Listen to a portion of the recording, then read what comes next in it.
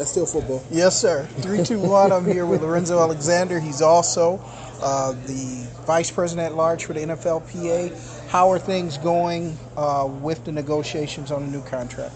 Right now it's dormant. I mean, the season has started, and so things have kind of been pushed off until probably after the season as far as owner to player conversations. I know staff to staff conversations are ongoing, but there hasn't been really any movement in either direction as far as getting a new deal done. DeMaurice Smith had told us about a year ago that you guys would be definitely advising players just in case talks do get stalled to prepare for a lockout. What are you telling the players here? The same thing. I mean, I think you need to prepare for life after football, regardless if it's a work stoppage or your career is over. And so it's always good to have financial literacy pushed.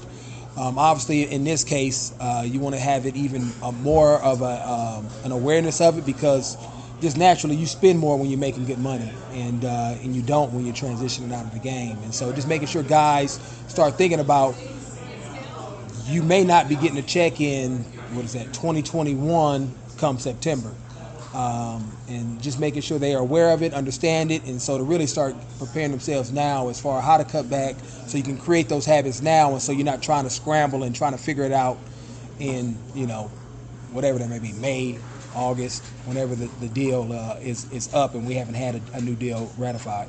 I see what you do after a game. It's an intense recovery. You start your recovery immediately after the game. Right. Start getting ready for next week. What are they saying about this 18 games? What a player! I haven't heard a veteran player in favor of 18 games. Yeah, I mean, from a player safety standpoint, there's no way guys could do it, but it doesn't make medical sense for guys to go out there and put themselves at risk for 2 more games. It shortens your career. It puts a lot more stress on your body. And for what? A couple of extra bucks.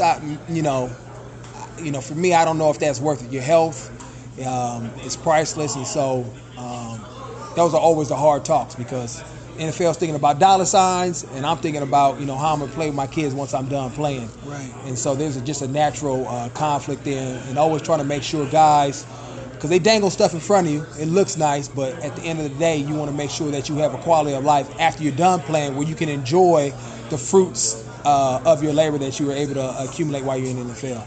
You guys did agree to more Thursday night games in recent agreements. What are your thoughts on? I'm not a fan of Thursday night games. I wasn't part of those negotiations. Obviously, the leadership at that time thought it was a good idea. For me, I don't like Thursday night games, especially as the later the season goes. I mean, it is hard to prepare, hard enough for me to get ready for a Sunday game now.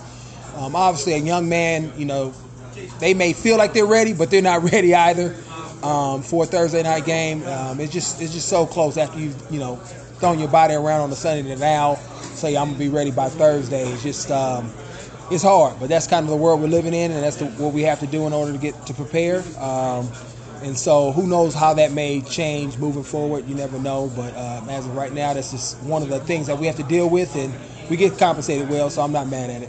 All right, well, we'll talk some football Sunday after your recovery process in Nashville. All right, appreciate it. All right, Lorenzo Alexander. Thanks, buddy.